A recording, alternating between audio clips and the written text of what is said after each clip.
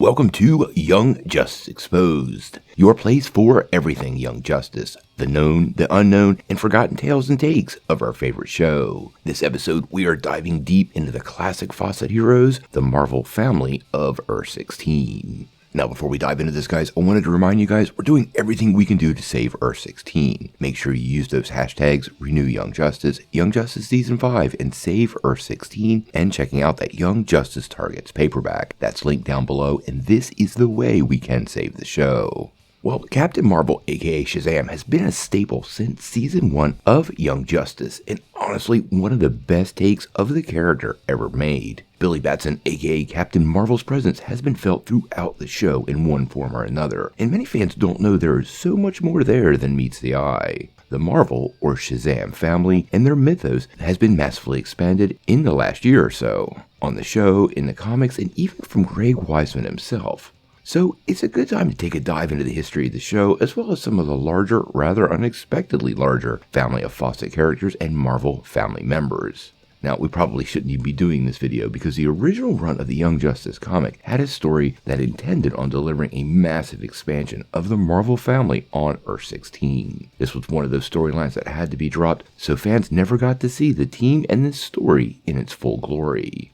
Now, Captain Marvel, aka Shazam, aka Billy Batson, has been part of the show from its early days. Honestly, the wonderful hybrid of teen and superhero is a perfect fit with the Young Justice squad from day one, even if he was a little desperate. I always felt like he really did belong with the covert team all along. He played a huge part in Season 1, and unknown to many fans, he was truly at the peak of his power. He has since changed his name to Shazam, and not Captain Marvel on Earth 16, but that wasn't the biggest impact of his character throughout the series. By Season 2, a lot had changed. You may have noticed he struggled with the battle with Despero, a villain you would think Cap would have stomped easily, but was pretty rather soundly defeated, at least at first. Now, the reason for this ties into the creation of the Marvel family, and dives into a lot of Freddie and Mary. So let's talk about them first before we talk about why this happened. Now, we never actually see Marvel family members become, well, the Marvel family. Mary Blomfield and Freddie Freeman were part of the Lost Era. We've talked about this on the channel before and did a full breakdown, but this is the time between Season 1 and the Legacy game, which happened just before Season 2 kicked off. Freddie was B14 and Mary was B15. But their superhero names were Sergeant Marvel and Lieutenant Marvel, and they joined some other heroes we never got to see a lot of, such as Donna Troy, Jason Todd, and even Tula, for an adventure during this era of Young Justice history. We do know how they got their powers from Billy. He literally shared a third of his powers with both Mary and Freddie, and he can never get it back. This means by the time we catch up with Shazam in Season 2, he is literally a third as strong, reducing his power significantly. Additionally, Greg Weisman has said this is irrevocable and can never be returned, but it did transition them into the classic Marvel family, we just never got to see them on screen. We also have what may have been a very decent look of what they would have manifested like should they have appeared in the show. This comes via Young Justice artist Chris Jones.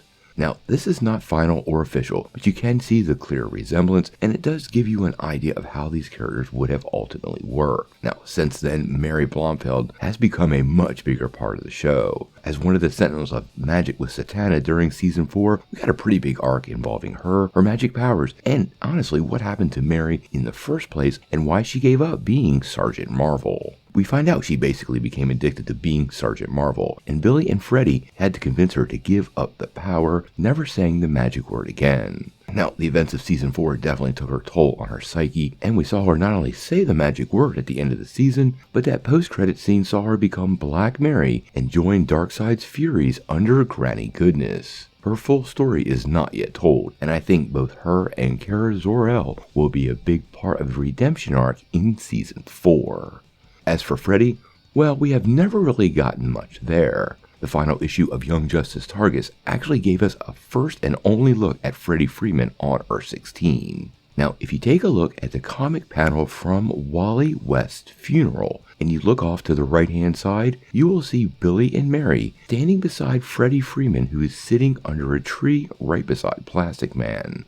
Freddie is actually holding his cane, making sure we know that is indeed Freddie Freeman. Could he return in an upcoming season? Well, honestly, I would bet on it. I actually think he's going to be a key part in redeeming Mary, or at least helping Mary fight her inner demons. This kind of redemption story is honestly built into the DNA of all these characters.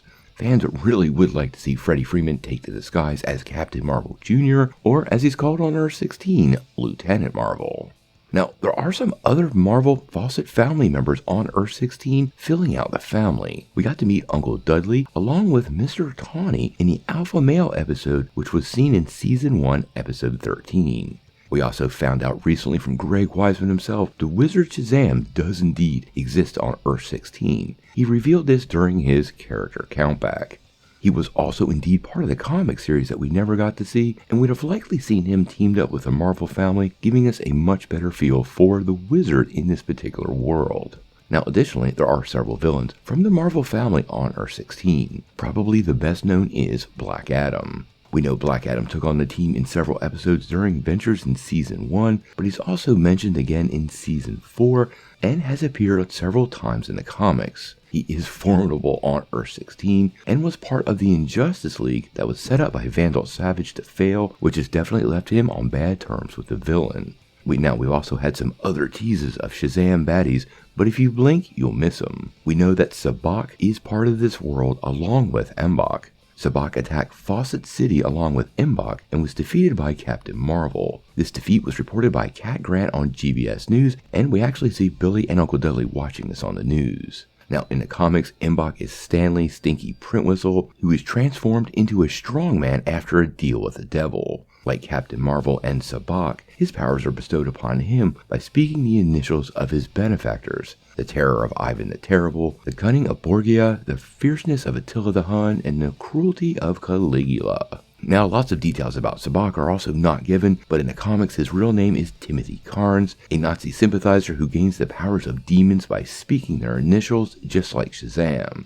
The initials are Satan, Am, Belial, Beelzebub, Asmodeus, and Cratius. But interestingly enough, he was originally a villain for Captain Marvel Jr., but like Imbac, he is basically the opposite, or an anti-Captain Marvel. These demonic presences could be interesting in the future should the show continue, and could be a strong indicator that some other characters beyond these three villains could be part of the universe also. There's never been any mentions of other known baddies from Shazam's Rogues Gallery, like Dr. Savannah, Mr. Mind, or the Monster Society of Evil. Greg's character countbacks only include things that have been established in the show, but given the large expanse that is Earth 16, I have to think most of them will have a place in the grander plan. I think whatever future the show may have, the Shazam family is definitely going to be a big part of it. There is a reason we got finally introduced to Freddie Freeman and had that Mary Blomfeld story this past season. Clearly, the power of Shazam and the power of the magic word is going to play a big future on Young Justice. But we'll have to wait and see.